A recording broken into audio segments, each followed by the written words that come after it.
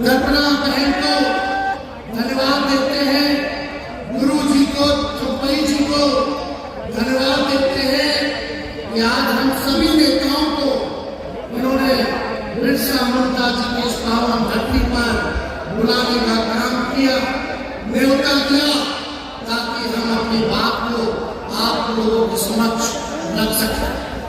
देखिए, असली मुद्दा है, हम लोग कोई मोदी जी की बात करने नहीं आए, मुद्दे की बात करने आए।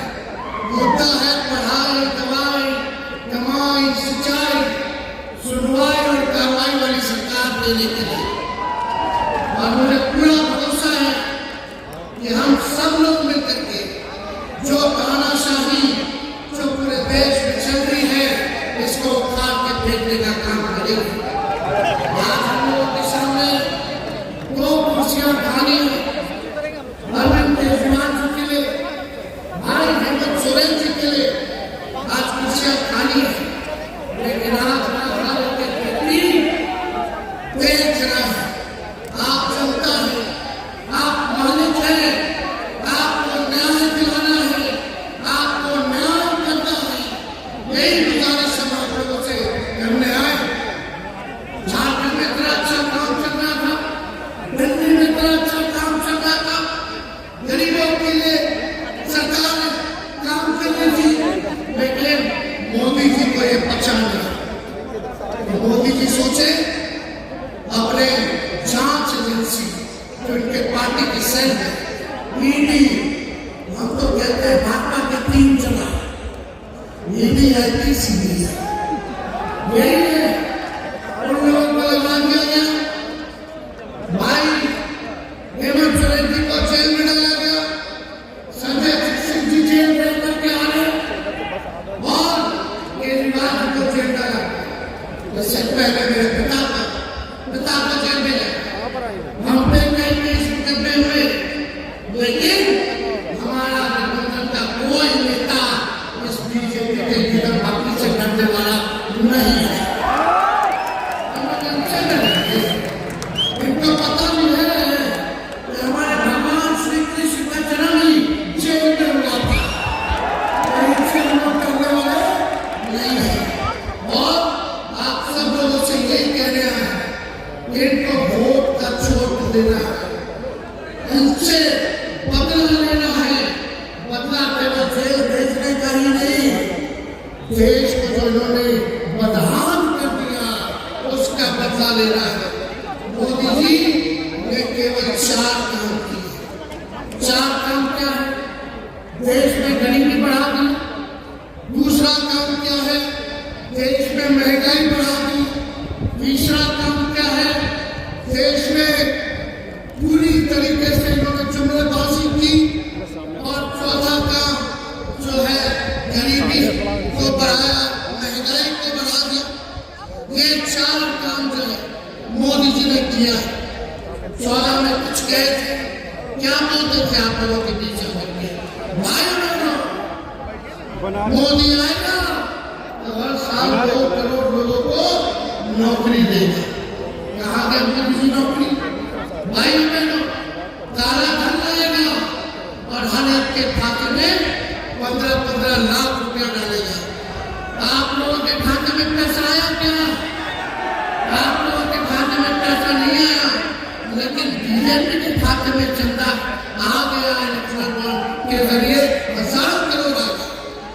और मोदी जी एक वादा पूरा नहीं किया उन्होंने। किसानों का आय दुगना करेंगे 22 में, सभी कच्चे मकान को पक्का मकान बना देंगे, मेक इन इंडिया। क्या क्या इन्होंने कहा था, एक वादा इन्होंने पूरा नहीं किया। ठीक ही कहा हमारे संजय भाई ने कि मोदी जी झूठ बोलने के फैक्ट्री है। केवल झूठ बोलने के फैक्ट्री नहीं, बल्कि मैन्युफैक्चरर भी है, होलसेलर भी है और डिस्ट्रीब्यूटर भी है। मोदी जी इतना झूठ बोलते हैं कि गोबर को भी हलवा बना देता है, इतना झूठ बोलते हैं। बीजेपी का मतलब बड़का झूठा पार्टी। अभी बिहार आए थे मोदी जी, क्या कह रहे थे? बिहार में कहा कि अब जमाना बदल गया है, टेक्नोलॉजी का जमाना है। बोले कि लालटेन जो है लालटेन का चार्ज कर देगा मोबाइल को, ये बोले। बताइए क्या सोच रहे हैं? बोलने से पहले कुछ नहीं सोचते। बोले कि लालटेन मोबाइल को तो चार्ज नहीं कर सकता। मीडिया वालों ने हमसे पूछा कि मोदी जी ने ऐसा बोला है। हमने बोला उनको, भाई जरा मोदी जी से पूछ के आइए कि जो पीछे में कलम खिलता है क्या वो मोबाइल को चार्ज कर दे? कैसी कैसी बातें कर रहे हैं प्रधानमंत्री, गड़बड़ा गए।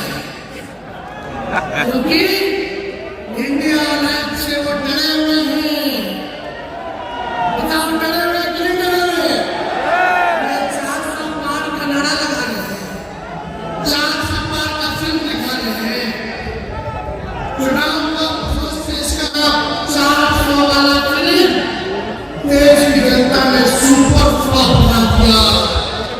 अब मोदी जी कहीं भी जा रहे हैं तो जनता दुनिया में नील नहीं हो रही है, उनको सुनना नहीं चाहिए।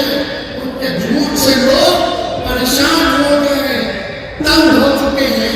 अब उनके जुमले का जो पहाड़ था, देश की जनता ने ढाने का काम किया है फर्स्ट फेज के चुनाव में। और मुझे पूरा भरोसा है झारखंड, बिहार, यूपी यानी 134 सीटें हैं। अगर तीनों राज्य मिलकर के हम सब एक होकर के मजबूती के साथ लड़ेंगे तो बीजेपी सत्ता में नहीं आने वाली है।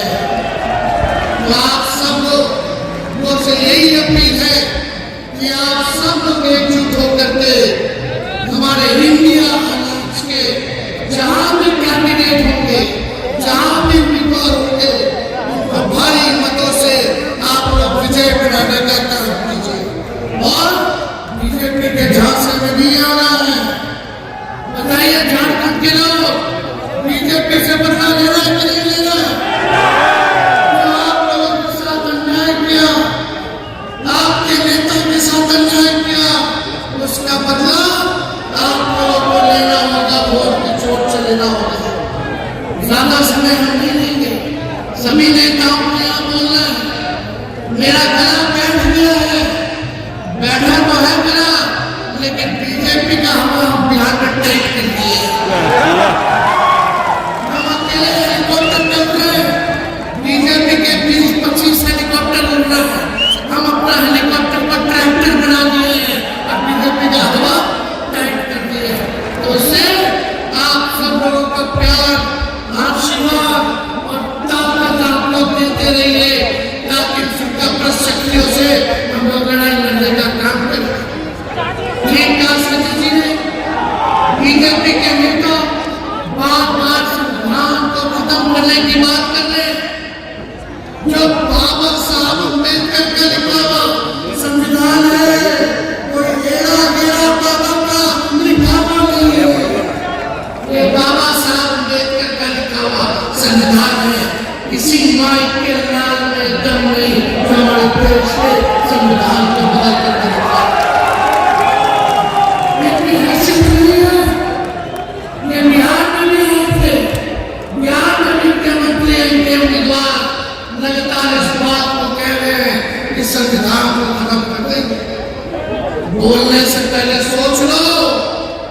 अगर सोच रहे हो संविधान को खत्म करने का, तो देश की जनता आप लोगों को खत्म कर देगी। जो संविधान को खत्म करना चाहते हैं उनको खत्म कर देगी।